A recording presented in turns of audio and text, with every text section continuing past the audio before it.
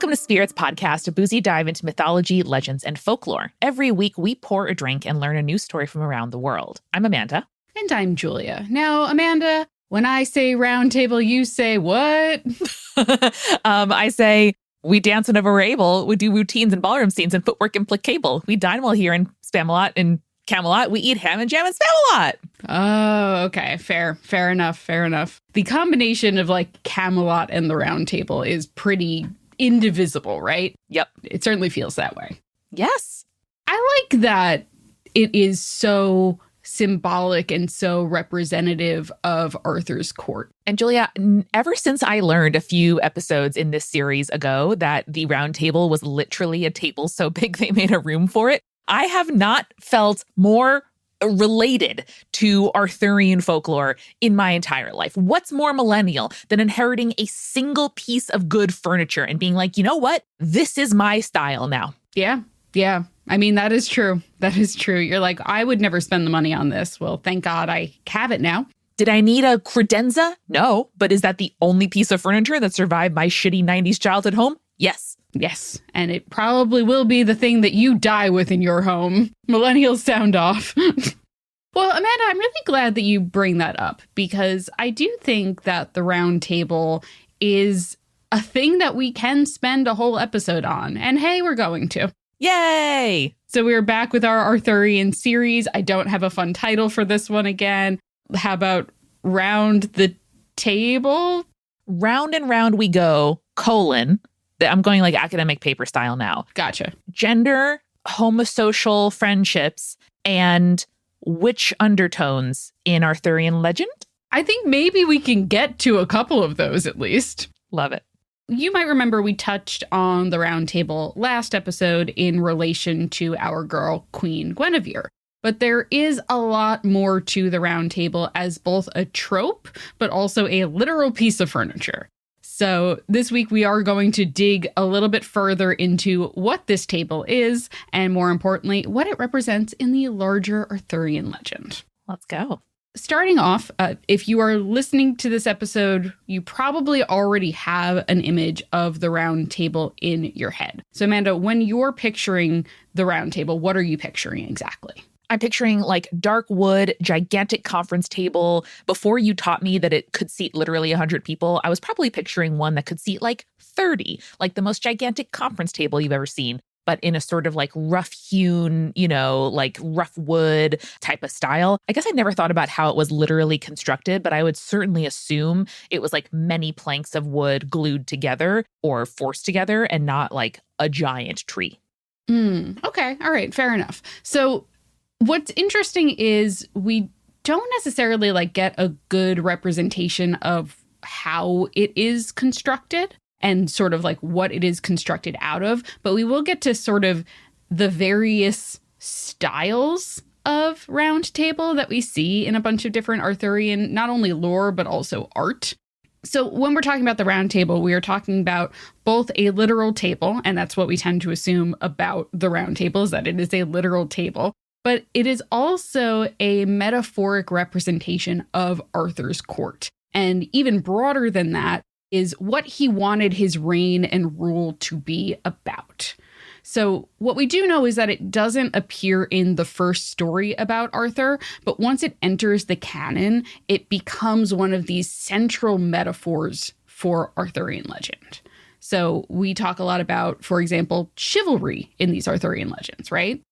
So the round table is supposed to be this visual representation of the age of chivalry, where anyone could come to the court or to the round table and ask for assistance, and there would be a knight that would be a part of the court that would either be there to fight for good or who has a strict code of ethics, someone who would do their best to protect the innocent and those in need. I want you to know I'm fully picturing Zoran Mamdani as you say this. Well, I'm not going to say you're not right or wrong about that, but I will say that there is a certain global nature to the Knights of the Round Table that we'll get into later on in this episode. Right on. But first we have to ask the question of where did the table originate from?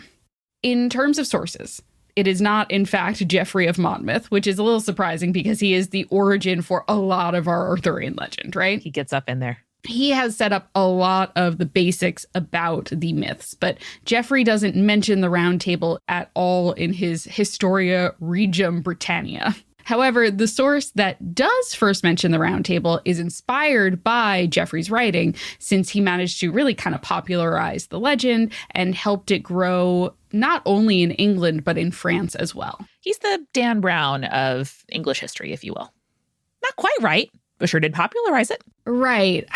Yeah, I guess so. A lot of symbols. There's a lot of symbols going on for sure.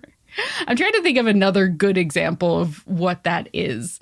James Patterson. Yeah. Tom Clancy. Yeah. I see where your brain is at in all of this. I'm thinking of my dad's bookshelf. Yeah.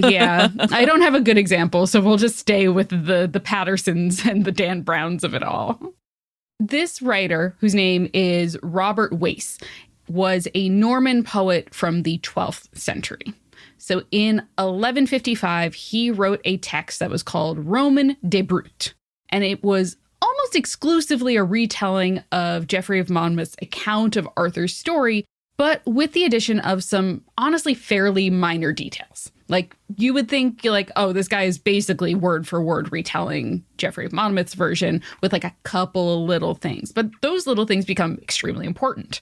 One of these minor details that would become a much larger thing is that he is the first to write about the Round Table as a part of Arthur's court. Whoa. Now, according to Wace in Roman de Brute, the Round Table was constructed because Arthur's allies kept arguing over who was the greatest and therefore would outrank the others at Arthur's table. Man, people been people for as long as we've been people, Julia. Mm-hmm. How often have you fought with somebody over like the place on the wedding seating chart, or the office you have on the floor plan, or the seat on the bus? Like, it is indelible to humanity. How contentious were arguments over who called shotgun in high school in your friend group? Because that's what the Knights of the Round Table were experiencing before the Round Table existed. Have you considered 100-person car where everything and nothing is shotgun? I'm describing a bus. A bus. It's a 100-person car. It's just a bus, except it's wide instead of long. Mm-hmm. Just a big pancake.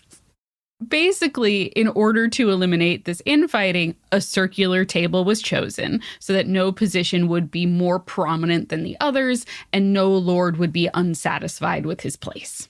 Now, Wace, interestingly, claimed that this tradition was actually from the Britons rather than from the Normans, which is where he was from, probably because the Arthurian legends were so popular among the Britons. Now, there is also some connection between this trope of the Round Table and some historical customs that we get from Celtic records, where essentially warriors would sit in a circle around their king or leader, again, with that implication that none sits above the other except for the ruler.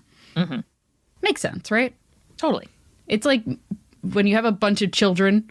You relate to this, Amanda, as a child who grew up with siblings.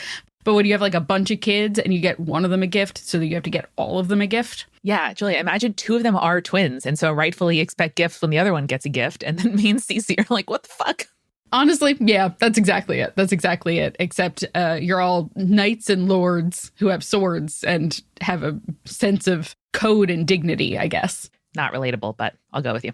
What is interesting as well is that Wace probably might not have actually pulled the Round Table just from Celtic traditions, but rather Geoffrey Monmouth might have left at least a few threads that Wace then weaved into a tapestry, let's say. All right. So according to Geoffrey, Arthur is portrayed as, quote, inviting very distinguished men from far distant kingdoms to join it, in terms of his court, right? Mm-hmm. And that Arthur had established, quote, such a code of courtliness in his household that he inspired peoples living far away to imitate him. So Arthur was a good manager and a classy guy with, good manners. Right. So you're getting this like implication that the court is there. It's just not that they're sitting at this literal table yet, which is what Wace codifies in his own text.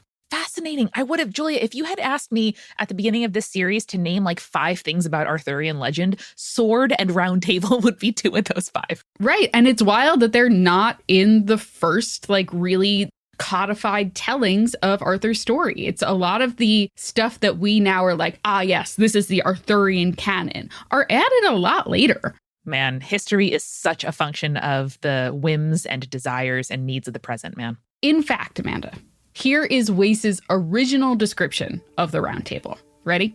Yes. Quote, Arthur held high state in a very splendid fashion.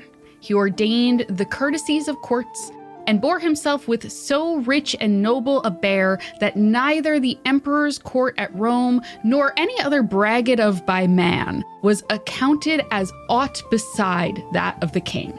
Arthur never heard speak of a knight in praise, but he caused him to be numbered of his household.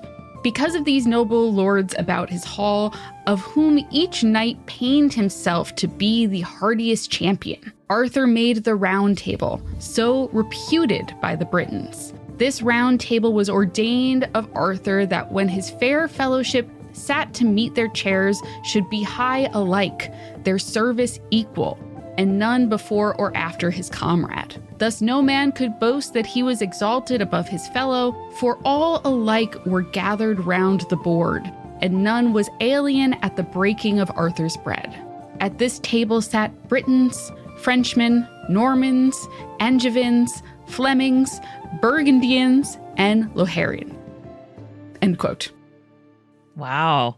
I wonder if the people who designed like the UN chamber thought of this, right? I mean, it seems like such a metaphor for like folks coming together to govern in some amount of equality, which, to be clear, there was a king. There's no equality, but getting there. It's equality under the king at the very least. And that's something, you know, if you're trying to like really engender loyalty and love among your peers and fellows, like having very little competition among them, I think is good. We'll talk a little bit about competition in Arthur later on in this episode, because there is like a certain thing that he does that he holds the knights to a certain standard in regards to. Well, that quote said, Julia, like, he doesn't speak well of them, but he treats them well. And it's like, that's a very good way to keep somebody loyal and striving and wanting to prove themselves to you, is to like never give them a compliment, and also never to have any evidence that they are better or worse than their peers. And probably just the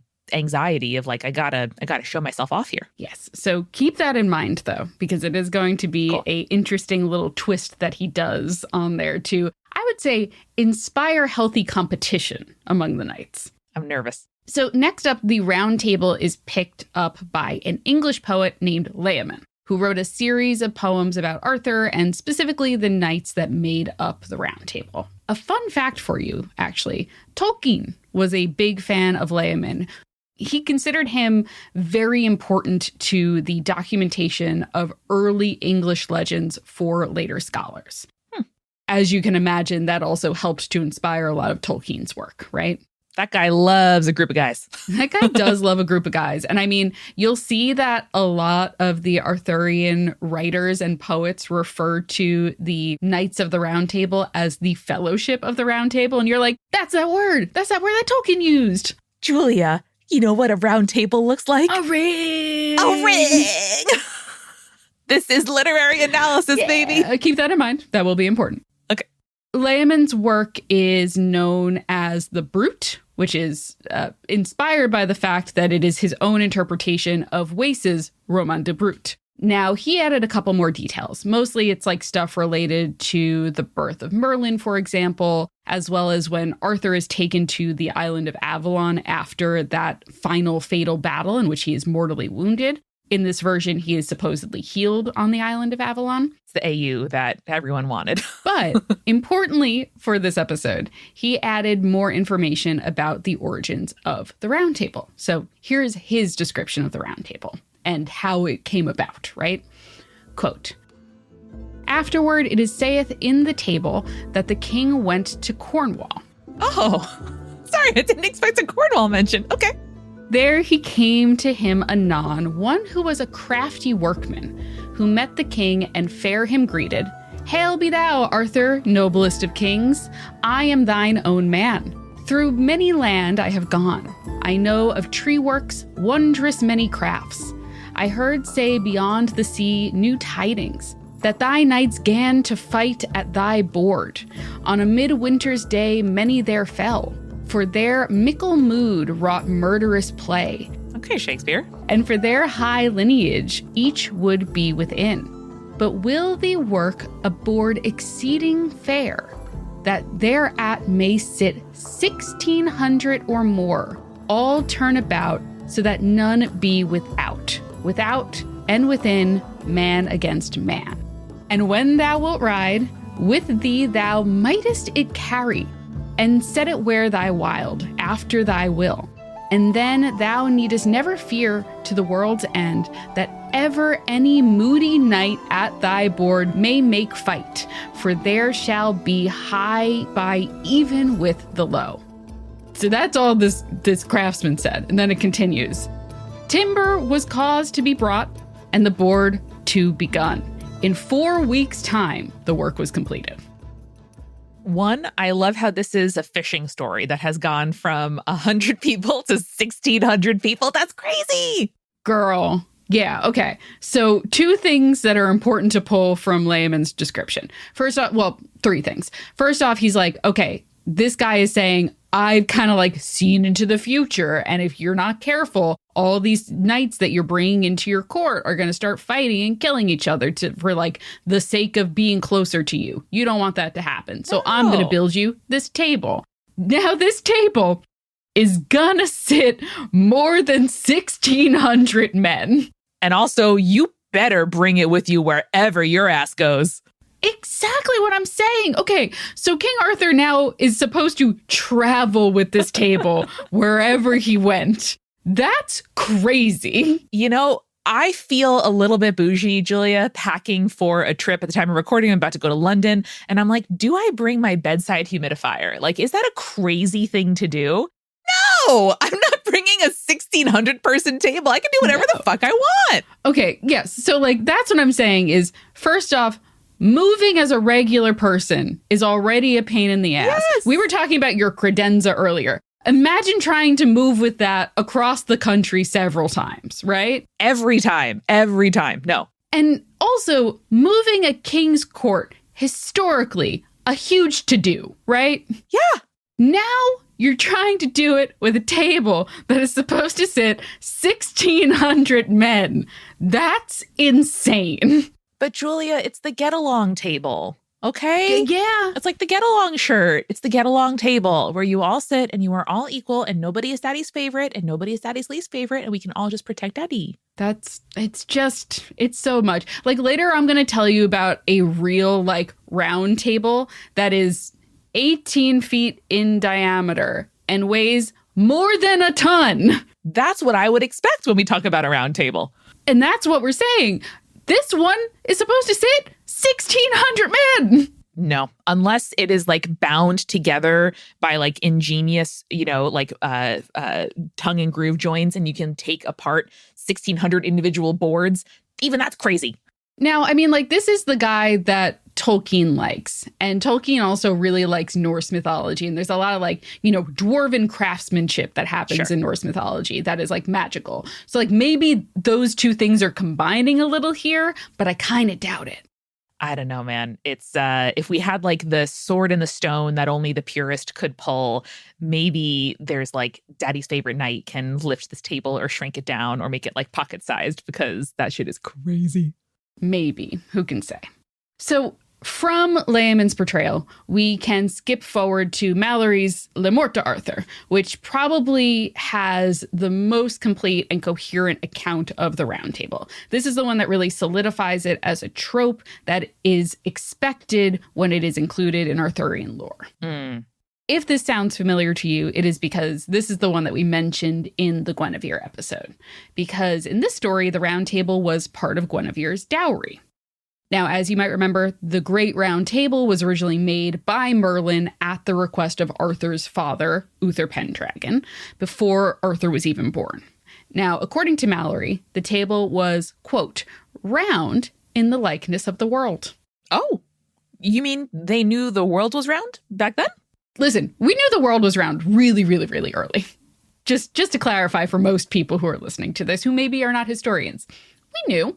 We've known. Whereas Wakeman was claiming that it could sit 1,600 men, Mallory's much more realistic. So he's claiming that the table could sit 150. Big table, Julia. Still a big table.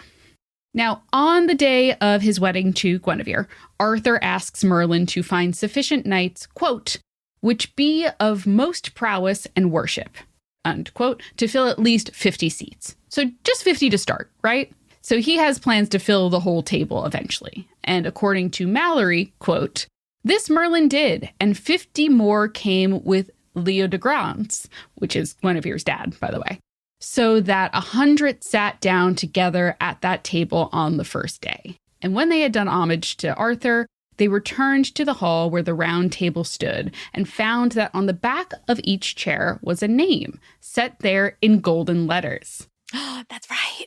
Yeah. The names were all of those already chosen and many more that were yet to come. But 2 remained blank. And of there, Merlin would only say that they would be filled in due course. What a Merlin-ass statement to make. Something that I should really bring into more of my daily life, a mysteriousness. Like, this will be revealed in due course, period. Where do you want to go on a date next week? This will be revealed in due course. I'm just saying, we can learn something here.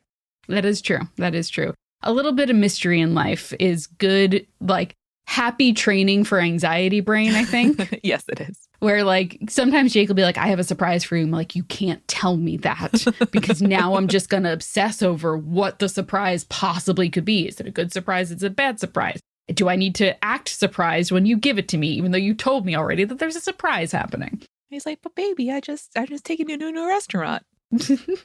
Yesterday it was, we're going to Home Depot. And I was like, no, a nightmare surprise. But then he also took me to treats later, so that's good.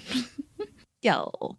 According to Mallory, the Fellowship of the Round Table is intrinsically tied to the marriage of Arthur and Guinevere. Not only because he would not have the table if he had not married Guinevere, but also the first meeting of the members of the Round Table is marked by the royal wedding. Of course.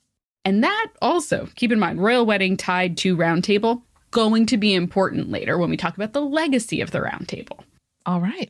So another detail about the Round Table that I find interesting was added by a Norman poet named Beroul, who describes the table in his retelling of Tristan and Isolde, which is titled Tristram. Is that their ship name? It is not, but it's just like, it's Tristan, but there's an R after the second T as well. So it's Tristram. Huh. Like the Homeriad. Yeah. So he describes the Round Table as revolving, much like the earth. Like a lazy Susan? What's interesting is I've seen a couple of stories mention it revolving, and in at least one of the versions, it's like magically levitating and slowly revolving. So chic. I love it. Which I do think is pretty cool. Now, this is also later tied into the Vulgate cycle, to the fact that it was said that the Round Table, again, represented the world, and that there were knights represented there by all of the countries where chivalry was said to exist. So remember earlier when you were like, I'm picturing Mum Donnie here. Mm-hmm. Potentially, if chivalry existed, any knight could sit at Arthur's table. I'm curious, how they defined chivalry and if it was truly like, morals across, nations, man, like whatever you say, or if like many parts of English history, it's like a coded sort of decision of like us versus themness. But regardless, like the idea of it. You're probably right in the latter part of it, where it is probably intrinsically tied to Christianity and like the virtues of Christendom or whatever the fuck. Yeah. But I like the idea that it could be somewhat religiously separated from that fact. One could hope. Most likely it is not. But there are other various versions of the table that describe it as being like a disc. So in this case, like a solid wooden table, like you're probably picturing. But sometimes it is a ringed table Sometimes it is a semicircle or a broken ring so that like servants could come and enter the interior and serve like food and drinks to the knights and lords there. Yeah, Julia, you don't want to like knock a glass over in the middle of that table. Then someone is like awkwardly climbing under the table legs. That's not good. That's so annoying. There's also some instances where in this like ringed or broken ring version of the table, Arthur like sits either in a throne or at his own table in the middle. Oh, he's the son. Which is kind of cute. I do like that quite a bit. And like in these versions where Arthur sits at an entirely separate table, it's to delineate that he is on a different level from his knights who are all like equally below him. Sure. Now, according to Robert de Boron's Merlin, as well as the Vulgate cycle, the Round Table was originally established by Uther Pendragon, as we talked about before, who had been instructed by that future-seeing Merlin to create it as a representation of the Last Supper, because Merlin had a vision that one day the Holy Grail would reside at that table. Okay. This also further explains that Uther Pendragon then gave the table to Leodegrance, Guinevere's father, who would then include it in his dowry. I just had a quick little flash forward, Julia, to like us talking about like that one dinner party where like someone met their spouse or like some big drama went on that you keep talking about as like the girly pop millennial Last Supper. Like that was... That one supper, that one dinner party in someone's apartment, that was when it all went bad. We all know what happened then. To your point of like the like sort of floating magical round table, right, that rotates. The round table was also said to have a certain amount of either sentience or magic to it, right? Ooh. So according to the German poet Der Stricker, the round table would refuse a seat to anyone who had ever been guilty of villainy. And therefore was not worthy to become a comrade of Arthur. Fascinating. There are stories that contradict that.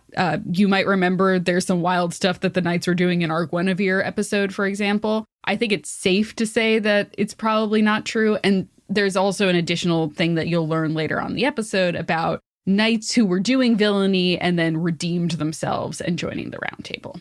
But it is interesting that it is said to have a certain magical ability to it, right? It really is. From the like very sweet little engravings appearing on the back of the chairs to this idea of maybe levitating or at least being able to be moved in a feat of either teamwork or superhuman strength. The table's got some gravity to it.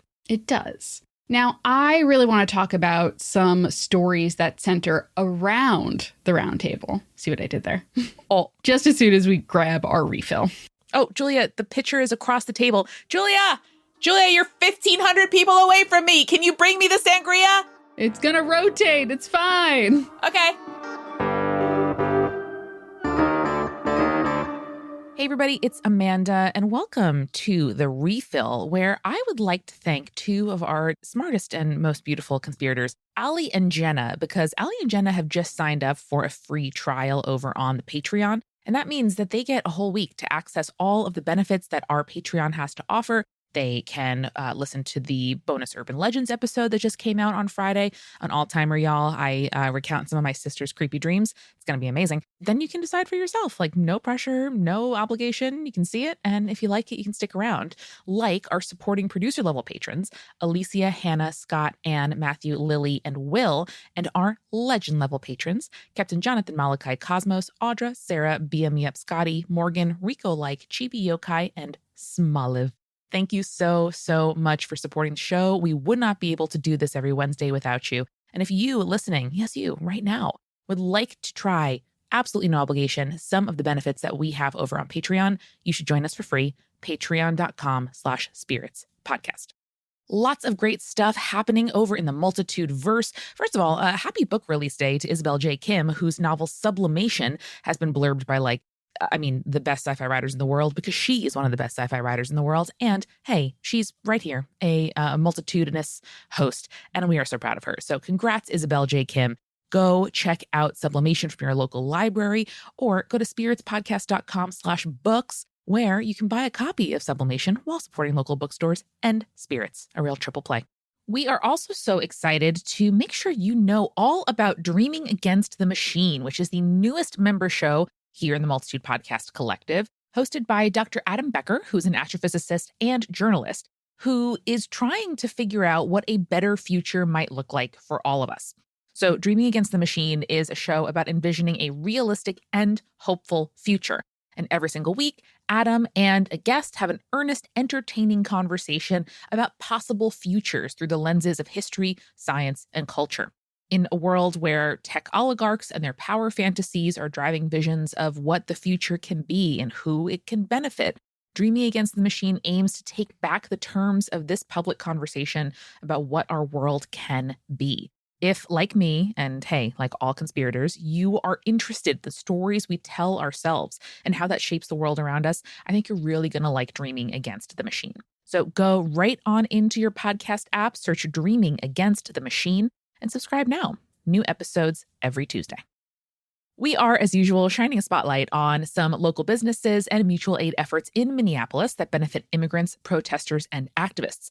Number one, would be remiss to say that there is a whole hell of a lot happening at Delaney Hall over in New Jersey. I am very happy to connect you with resources in a secure way if you are somebody who's able to get there in person.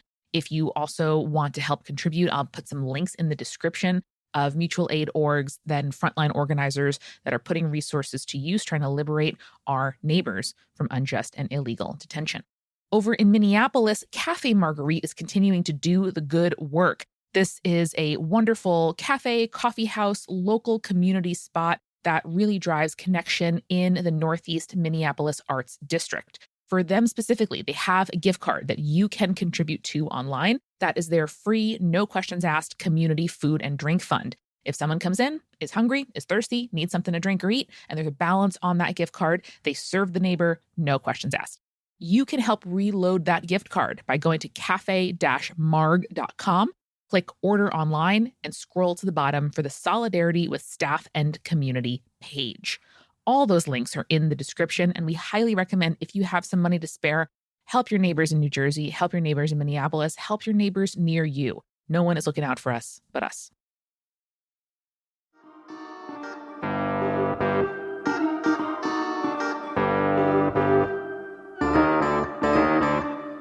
Amanda, we are back. And for this episode, since the round table is all about the equality among the knights that sat there, though beneath King Arthur himself, it makes sense for us to choose an equal parts cocktail to represent that. My girl loves an equal parts cocktail. And don't worry, it's not the last word, even though that is my favorite equal parts cocktail. There are a lot of good options for equal parts cocktails, so you can kind of like pick and choose which one you want. There's the Paper Plane, which is bourbon, Aperol, Amaro, and lemon juice. There's the Bijou, which is gin, green chartreuse, and sweet vermouth.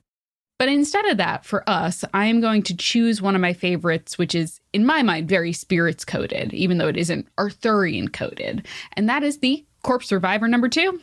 Ayy. I mean, like, maybe we can talk about like Corpse Reviver in the sense that Arthur is revived on the Isle of Avalon in some of these stories. Yeah. That's an option for us. But if you're unfamiliar, the Corpse Reviver #2 is equal parts gin, lemon juice, Lillet Blanc, and Cointreau, which makes it a really good summer cocktail. So as we're getting into summer, a good option for you. It also, like, it feels like there's a lot of juice in it, but there's not. It's very balanced. It's very nice. Yeah, I think the Lillet Blanc and the Cointreau add a nice sort of like juicy fortified flavor. And then that pairs really well with a nice like citrus forward gin. Delish. So as the Round Table became canonized in Arthurian legend, mainly through the work of Wace and Layman, it becomes the symbol that the other Arthurian writers could tap into, right? It becomes this sort of center point of the Arthurian myths. It is a hub around which almost all of the Arthurian stories revolved, or at least began and ended. It is where distressed subjects, often women, could come in search of help from knights that made up the court, where a story about these brave and kind knights would begin. And it also represented the peace that Arthur's reign was meant to bring. So this idea that anyone could travel safely across the entirety of the kingdom without fear of violence or theft. it is also a symbol of the worldliness of Arthur's court and how widespread they believed the concept of chivalry was. As I mentioned before, the Round Table hosted knights and heroes from all across Europe coming together to form this glittering fellowship that is dedicated to chivalry. And like, it's a really nice idea. It's a really nice symbol. I totally understand why this symbol, even if a late addition relatively to the lore of Arthur, would become so central to it.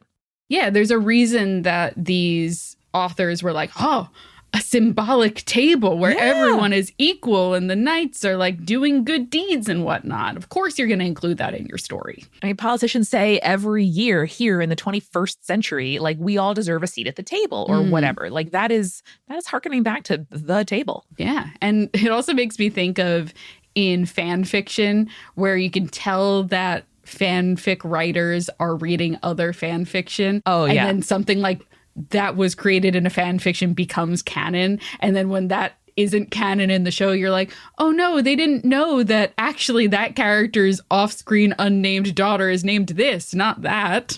Yep, exactly. You understand what I'm saying. I so understand. So speaking of chivalry and how it is the hub around which all of these stories would take place, let's talk about the first adventure to feature the Round Table, which coincidentally coincides with the first dinner where the Knights of the Round Table met. Oh no, the first dinner went awry? Sort of. So it is a surprisingly rowdy first dinner because as they sit at the table, into the hall runs a white hart. Now, in case you're unfamiliar, a hart is a stag, so essentially a mature male deer. Got it. In runs a stag, which is being pursued first by an equally white dog, and then 50 pairs of black hounds. Oh? So to recap, deer in the hall. Is this where they get 101 Dalmatians from? Amanda, I did think the same thing when I was writing this out. Is it? I don't think so. Oh, damn. So to recap, deer in the hall while they're having dinner. 101 dogs come chasing in after it. It's not a great thing to happen at your dinner party when all of your friends are kind of meeting for the first time. Yeah, to be honest, like even the deer would have been enough. A white stag Daenu, that would have been enough to make this dinner party one of legend. Exactly. So a chaotic chase is happening around the table. These animals are all racing around it until finally the white dog that's leading the pack manages to catch up with the hart and bites it. Now, this causes the deer to leap up high into the air, which knocks over a nearby knight in the process. Oh. Now, this knight, frustrated, grabs the white dog and departs the hall. Now, this is like kind of where the story then cuts forward, but presumably then the white hart manages to escape the hall along with the rest of the 100 different dogs that are also in there. And then presumably dinner goes on. I mean, I would like to assume that the dog and the knight become BFFs. Like, what a meet cute for your soul pet. Interesting. So fast forward in the story to the next morning. A lady rides into the hall and demands that the white dog that was taken by the knight be returned to her. Oh, sure. Because it belongs to her. But before anyone can really respond to that demand, they can't like call it out the knight to bring the dog or whatever. Another man rides into the hall as a fully armed knight who grabs a hold of this woman and then carries her off by force. Excuse me. That's what kind of the knights were saying at the same time. The knights are like, and then like a couple of them start sort of making jokes about it. They're like, what is happening here? And they're quickly admonished by Merlin, who tells them that they should not, quote, leave these adventures so lightly. Now, Merlin, okay. Then someone said, sir, this is a Wendy's. And Merlin said, I manage the Wendy's, so this is my problem right now. That is true. Merlin then claims that these events were the work of the other world, which in some versions means like the fairy world, which we know does sometimes come into play in Arthurian stories. But also this sometimes means it is a like capital Q quest from God. Oh, Fascinating. So it's like a spiritual challenge of some kind. Now, these are supposedly challenges that have been sent forth in order to test the mettle of the newly instated Knights of Arthur's Round Table. Specifically, they are for 3 different knights. Sir Gawain, who is often portrayed as Arthur's nephew, for whom the White Hart was sent. The White Dog was sent for Sir Torn, who is the illegitimate son of King Pellinor. And Pellinor himself was said to have been sent the Lady, who was then abducted because he is already a tried and trusted warrior. So a little bit level up, not just a stag, not just a dog, but a lady kidnapped by a knight. Yeah. We already know you're chivalrous, sir, so you're going to go after the lady. And we all know it. You have the expert level challenge. As Merlin puts it, this single event is to give rise to 3 separate quests, 3 separate adventures, and each of which I'll probably touch on in future episodes because they are their own full-length narrated stories from this point. But it is around this round table that 3 of the first Arthurian quest stories occur. To bring it back, however, to the Round Table, at the end of each of these adventures, each of these knights returns back to the Round Table, and all of the Fellowship of the Round Table swear an oath, which is, according to Mallory, this is the oath that they swear, never to do outrage nor murder, and always to flee treason. Also, by no mean to be cruel, but to give mercy unto him who asketh mercy, upon pain of forfeiture of their worship and lordship of King Arthur forevermore. And always do to ladies, damsels, and gentlewomen succor, upon pain of death. Also, that no man take no battles in a wrongful quarrel for no law, nor the world's goods. Unto this were all of the knights sworn of the Table Round, both old and young, and every year were they sworn at the high feast of Pentecost. Man, do you know, Julia, how there are a lot of people who purport to be Christians, leading the US government right now, for example, for whom if they read I don't know, maybe 15 lines of the Bible, you could be like, hey, so change your whole thing. Uh-huh. That's how I feel about some of the sort of incels who might, be romanticizing the Arthurian era or chivalry or knighthood or whatever. All those Crusader Corps boys. Why don't you read the fucking text? Tell me who you should be nice to, and then we can talk again. I would love if you gave me succor upon pain of death. That would be great. That would be awesome. Shout out. Maybe I think you look should to do the that. least among you and say you're my brother. I don't know. Maybe that's just scripture. Maybe. I don't know. Who can say? Who can say really? No one's ever read those books. It's not like we have many millions of copies written down all over the place. Absolutely not. It's not like it's the most published book in the world or anything. So to recap real quick for people, no refusing aid to anyone as long as the request is fair and the demand is honest. And also a couple other things, but that's the key one there. And which, as you can probably imagine, does get a lot of these knights into trouble. But they swore on it at the Round Table. So there you go. And therefore you got to do it. And they do it every year at Pentecost. Oh, so sweet. Love a renewal of vows with your bros around a big, big table. Hey, I think all marriages should do that.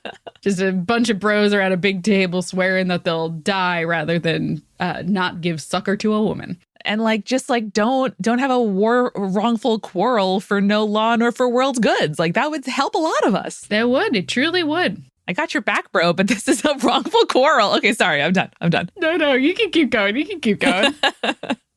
So a lot of times when there was a feast being held around the Round Table, this is where I was saying, you got to remember that Arthur was like, I'm never going to praise any of these folks, but I will give them some friendly competition. Got it. So it was said when Arthur would hold a big holy feast around the Round Table, he had a little custom that he liked to do. So basically, anytime there was this high feast, he would not eat until one of the knights told a story of some wonder or adventure that they had been on. Uh-huh. And keep in mind, if the king doesn't eat, then no one gets to eat either. Oh, right. So the knights are like, well, shit, we've got a feast coming up. And Arthur's going to ask for a story about an adventure or a wonder. I see. Do it for the plot and for your dinner. So as a result, a lot of Arthurian legends are knights going out into the kingdom in search for these wonders or adventures that they could then bring back to regale their king with. For the plot and for your dinner. For the gram. So knights would be out there rescuing ladies, but also sometimes rescuing their fellow brother knights. There would be evil knights that would be found across the land and then rooted out by their more chivalrous counterparts, and either were sent to Arthur to beg for pardon or else were killed in a just and chivalrous battle. Damn. But even some of these knights that would beg for their pardon from Arthur would actually eventually become welcomed into the ranks of the Round Table Knights themselves, provided that they had seen the error of their ways and had actually repented. Good. Repentance, forgiveness, big part of Christianity. Exactly. But remember earlier, it was like if you had any trace of villainy in your past, you would be rejected from the table. Right. In this case, it's like, hey, you can get redemption. It's okay. Yeah. Maybe villainy that you are not yet ready to repent for would get you ejected. For sure. For sure. Now, like I said earlier, there were a decent amount of knights that occupied the Round Table. As I also said, I don't think Layman's 1,600 is exactly reasonable, but most authors agreed that there was somewhere between 100 to 300 seats at the table. Usually most of them averaged around 150, though every author, it seemed like they had a different number, more or less, right? It's bruh, the biggest table you can picture, bigger than that, bruh. And you'll remember in the origin story that I gave that all of the seats were labeled by Merlin except for 2, right? One of these seats was one that was pretty much permanently empty. For Elijah to check if we're all circumcised? Honestly, not too far off, I guess. Great. It was being saved for the knight who would one day be successful in the quest for the Holy Grail. Okay. So close. Pretty close. It is a religious-related empty chair, so yes. We're there. So that seat ended up getting a name. It was called the Siege Perilous. Oh. Siege, Amanda, originally in English, meant seat or throne, comes from the old French word siege.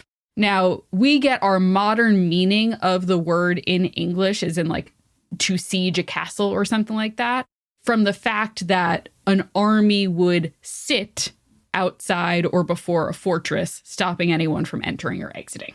Fascinating. But back then, just meant seat or throne. And so it was said in Arthurian legend that the Siege Perilous was strictly reserved, and that anyone who was unworthy of the seat who then sat in it would die through tragic means. Well, sure. Makes sense, right? Don't sit in the empty seat for the guy who's going to find the Holy Grail. That's the next Jesus. That is presumptive of you, for sure.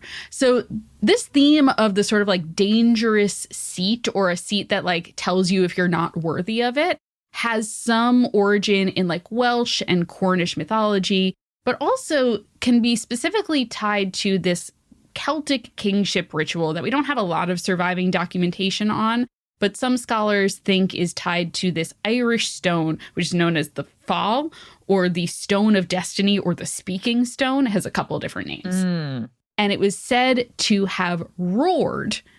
And again, there's 2 separate versions of the story. It would roar either if the king was the rightful king, or if a false king or someone unworthy of the role attempted to be coronated in front of it. Incredible. It's pretty cool, right? Very cool. I mean, can you imagine a stone making a noise? That would shock the shit out of me. I can imagine, if the wind is hitting a stone that maybe has some holes or some crevasses or something in it the right way, that could make a roaring sound. But if you look up pictures of the thing, it does not have those. Wild. So the Siege Perilous would eventually be revealed to be the seat of a knight, though actually which knight it is changed over time as we sort of get these changes in the Arthurian canon, right? The first versions of the tale say that the seat ends up being the seat of Sir Percival, but later, with the popularization of the Vulgate cycle, the role and the seat were instead given to Sir Galahad, both of whom I'm sure we're going to be talking about in future episodes. Most certainly. Now, in terms of which knights sat at the Round Table, it depended on which author was writing, as is often the case with Arthurian legend, right? Now, I'm going to give you a non-exhaustive list of the knights that show up in multiple Round Table stories. Some of them probably will sound familiar. Others of them might be new to you. So just shout out when you hear some faves, because there are some good names in here that are fun to say. Let's go. Okay, trans folks, keep an ear out. I would love for you to name yourself after a Knight of the Round Table. There are some good ones in there. If you're considering taking on a name change, there are some good ones. Let's go. So Arthur, obviously. Accolon, Aglovale, Agravane, Bagdemagus. Okay, that's a fat cat. That was the one that I knew you were going to say something about. Bagdemagus. All right. Bedivere, Bors the Younger, Brunor. Okay, that just sounds like my grandpa saying Austin's best friend Bruno's name. Brunor. Hey, Bruner, come here. Cater, Calagrenant, Caradoc, which I believe is Welsh, and I'm probably not pronouncing it correctly, but Caradoc. Definitely a name.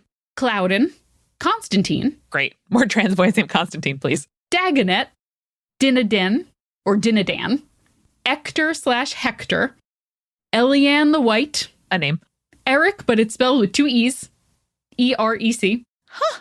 Esclabar. Right on. Gaheris. Galahad. Galehalt, who we talked about earlier. He's the friend, quote unquote, of Lancelot. Oh, yeah. Galshin. Gareth. Gawain. Gingalain. Gornament. Oh. Grifflet. That sounds like a Pokemon, Julia. Howl, but in the Welsh it's spelled Howel, and then in the English it's Hoel, like Joel but whole. I think Howl sounds the most appropriate to you. It did autocorrect. I was right on that. Okay. Kay, who we have talked about in previous episodes. He's just Kay. Also, every trans person I know is a 3-letter name. It's a real non-binary folk kind of name. You're right. Lamorak, Lancelot, Lanville, Leo de Grance. Great. Strong candidate. Lionel, Lucan, Malagant. Okay. Underline that. Mordred, Morhold, Morian, Palamedes, Peleus, Pellinor. I think Pellinor is a good one. Pellinor is a fun one. Pellinor is a good one. Percival, Saphir, Ooh. Sagramore, Seguarides, Tor, Tor, great technology and teen publishing imprint. Tristan, Urian, Owen or Owain, and Owen the Bastard. Sometimes Owen the Adventurous. Adventurous is a great euphemism for bastard. Uh-huh. So that is the, again, non-exhaustive, a lot of the knights that show up multiple times in multiple stories. Sick. There's some good ones in there. I like those a lot. Bagdemagus remains so good. Amanda was like, I don't know if I need to do this. And then I saw Bagdemagus and I'm like, yeah, no, we have to talk about all of them. So good. Thank you. Now, one of the most interesting things about the Round Table is not necessarily the Round Table itself, but the legacy that it left behind. Because again, it is such an impactful image and symbol of the Arthurian legends. So it shouldn't be surprising by any stretch of the imagination that there were attempts to recreate not only the table itself, but what it represented. So, for example, during the Middle Ages, with the earliest being recorded in 1223, there were tournaments called round tables that were held. Oh. Now, these were essentially like jousting, feasting, dancing, and they were done in a way to imitate King Arthur's court. Now, from what I can tell, they weren't held on any sort of regular or annual basis. It wasn't like there was a festival date to celebrate a round table, right? Mm-hmm. But rather they were held to celebrate an occasion. Usually it was weddings, sometimes it was betrothals, sometimes it was military victories, right? So the first round table that we have on record, for example, was held by a lord to celebrate his eldest sons being knighted. Classic little graduation party. Exactly. It's very cute.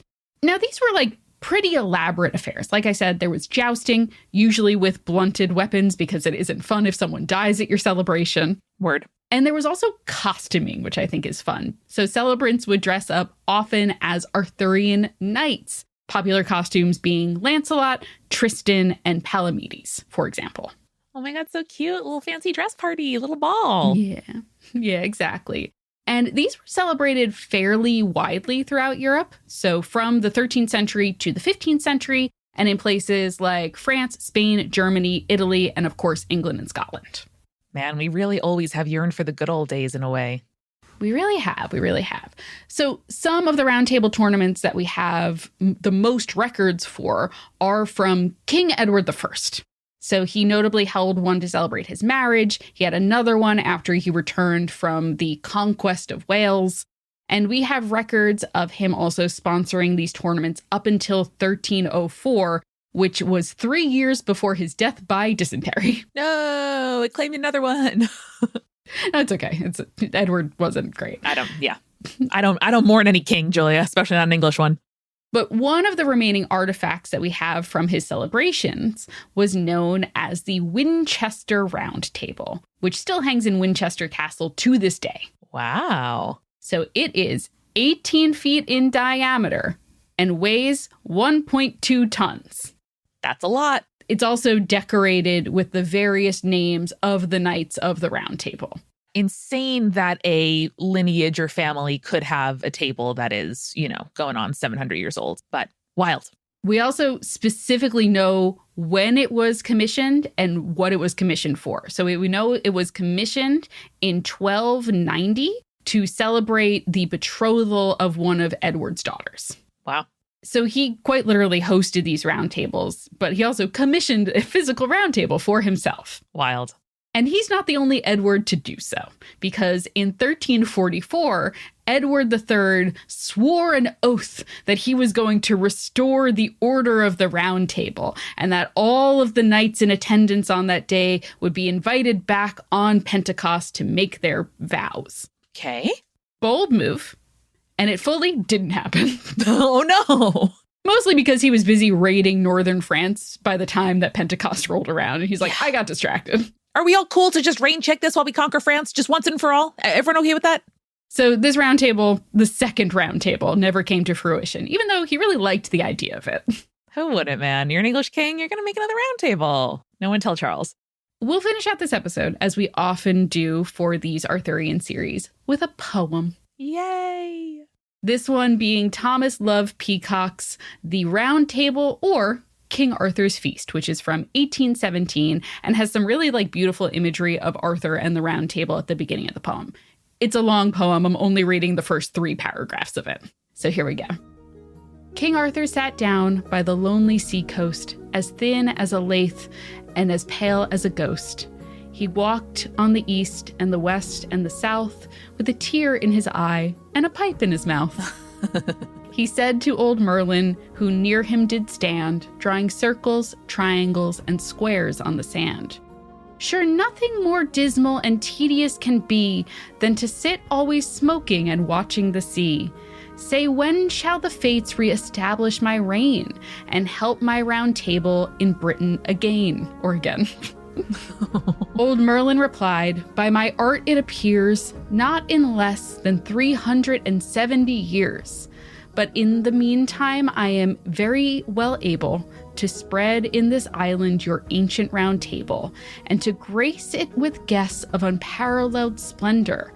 I'll summon old Pluto forthwith to surrender all the kings who have sat on your throne from the day when from Camlin's destruction I snatched you away. King Arthur's long face, by these accents restored, grew as round as his table, as bright as his sword, while the wand of old Merlin waved over the ocean, soon covered its billows with brilliant commotion.